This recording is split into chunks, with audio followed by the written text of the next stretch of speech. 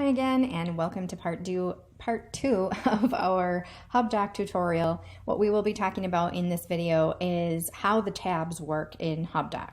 So when you log into your HubDoc account, you will see some file folder tabs up here at the top. And what those are basically doing is kind of grouping your invoices into action folders. So first tab here we have is all. So everything that comes into HubDoc, whether it's processed, processing, filed away, whatever it is, it's going to be in your all tab. So if you're ever looking for something and you don't know if it's new or old or if it's been processed, you don't really know much about it other than maybe a name, you can click on the All tab and then you can use the search function up here and you can search in so many different ways. You can search for amounts, you can search for dates, you can search for vendors, you can search for all kinds of things. So, this right here is just a quick and easy way. I might have, let's see if I can find an example here.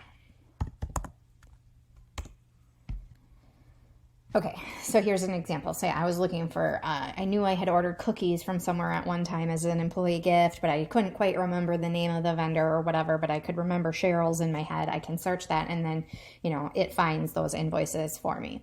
So the All tab is where everything is housed. Now, one thing I will say that I will warn you about before we even go much farther, let's say that I had searched Cheryl's and I found what I was looking for. And then I decided, okay, I'm ready to move forward now. I want to go and I want to do process all of my documents in HubDoc today. So I go to my processing tab and there's nothing there, and I go to my review tab and there's nothing there, and I go to my fill tab and there's nothing there, and I'm like very confused because I know I submitted documents and I just don't understand why there's nothing there. Well, the reason there's nothing there is because that search is still in my search box. So be sure if you do any searches that after you're done with the search, you clear out your search box so that everything else is showing up in the tabs as it needs to be that does not pertain to your search. So it took me a while when I first started using HubDoc to figure that out, and I was getting so frustrated because I was getting really like panic attacks because I'm like, oh my gosh, I lost all of my documents. Where did they all go? And then I started to realize that if you have anything typed in that search field, it's limiting your results, and so a lot of your things aren't going to show up. So that's the All tab. Then we have the Processing tab, and the Processing tab is the very first place that items will go when they come into HubDoc. And they go into this tab so that the artificial intelligence, or AI, can extract the data that it needs in order to process invoices and make your life a little bit easier and cut down on some of the data entry.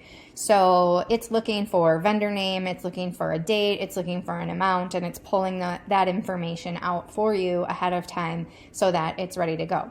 Once it has pulled all of that information, it moves it out of the Processing tab and into the Review tab.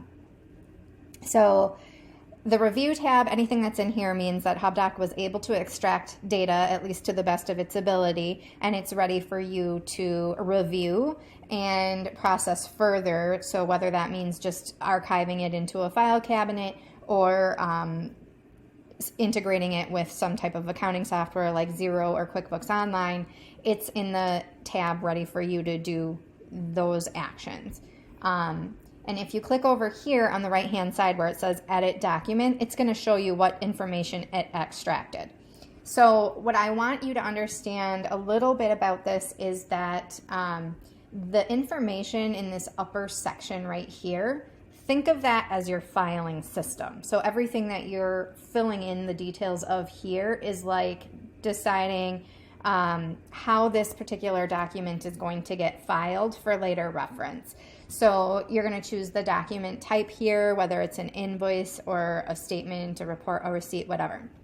The general rule that we use for processing documents here, and I don't want to get too much into this in this video because this will be in video number 4, but the general rule that I use is if it's something that has already been paid, like if it was purchased with a credit card or somebody is submitting a bill to us that they already wrote a check out for, but they just want us to get it into their accounting software, we choose receipt because that's already been paid. If it's something that needs to get paid, we need to cut a check for it or we need to process a payment for it, then we would do it as an invoice. So those are the two main ones that we use. We very rarely use many other things, but there are lots of other things that you can use.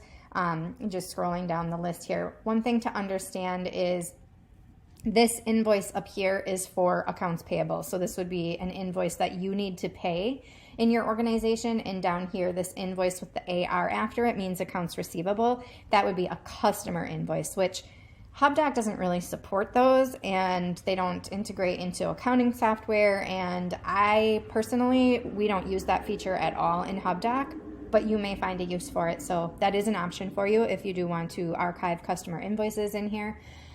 Maybe you create invoices in another software like FreshBooks or something like that, and you would want those saved in your HubDoc.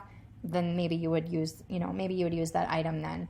But we typically use just invoice and receipt over on this side over here. So we're determining the document type, and then we're choosing the supplier, and the supplier is going to be the file folder that this gets filed into. And we'll talk about that in a little bit more. In video number 3, we talk about the filing cabinet in HubDoc. So I don't want to get into too much of that right now, but you'll see what I mean when we get into that. And then it's pulling out the invoice number. So here it says invoice number, and it pulled it right from the document. So I always like to just double check, because AI is not perfect and it does make mistakes. So I always like to just double check and make sure that it pulled it out correctly. Same with the date. July 31st is the invoice date here, and this is, July 31st is the date over here.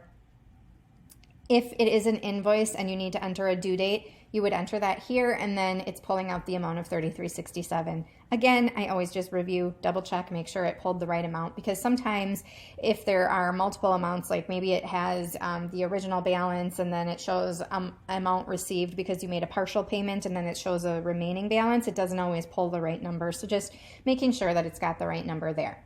So that's what happens in the review tab. And then in the failed tab would be anything that they were not able to process. So it started out in the processing tab, and they just couldn't figure out how to extract the data. And here would be a perfect example. This one's going to end up in my failed tab because it doesn't really have a vendor name. It doesn't have an amount. It doesn't have a date. It just doesn't look like an invoice. It doesn't look like a receipt. It doesn't look like, anything that the AI would recognize. So it's going to fail this one, and it's going to say, I tried, but I don't know. I just couldn't figure it out. And it's going to put it in the failed tab. Just a little caveat to point out, here's a mistake I made. Don't make the same mistake.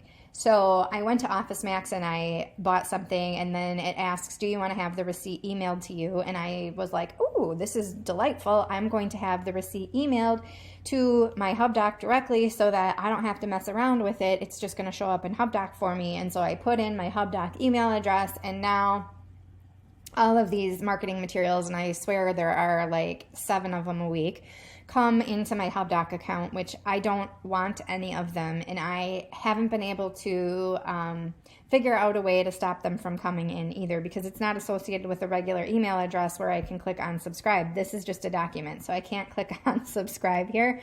So I'm stuck with these, and the only way to be unstuck with them would be to change my HubDoc email address, but I don't want to do that because I have other vendors that are sending documents, and I don't want to change the address with everyone. So whatever you do, if you are going to sign up to have your invoices emailed directly to your HubDoc account, ask if marketing materials are going to be included with that. And if they are, just have them go to your regular email, and then maybe set up a rule in your email to forward just the receipts themselves to HubDoc, because you don't want to have to be dealing with this. But when I see stuff like this, I just hit delete and I delete it. It's not a big deal, but it's just one extra step that I wouldn't have had to deal with if I hadn't done that.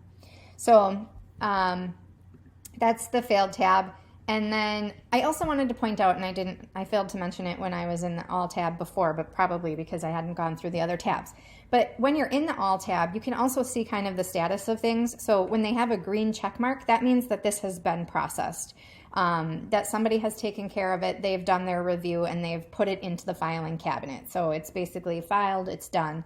But if you see this yellow triangle with the exclamation point, that means that it's in need of review. and those will be found in the review tab. So these three here, Google, From You, Flowers, and Quotient, should be in my review tab, and there they are. So that's kind of just something else to know. And then there's the archived section as well. And this is just all, historical transactions that have been archived. And we'll talk about archive also in part 4 of this video series. So then you'll understand a little bit more about archive and when that gets used. But that's it for the tabs, and hopefully you found this video helpful. If you did, be sure to check out videos 3 and 4, where we'll talk about the filing cabinet, and video 4, where we talk about integrating HubDoc with some of your other applications like QuickBooks Online, maybe a Google Drive folder, and then talk about that archive feature as well.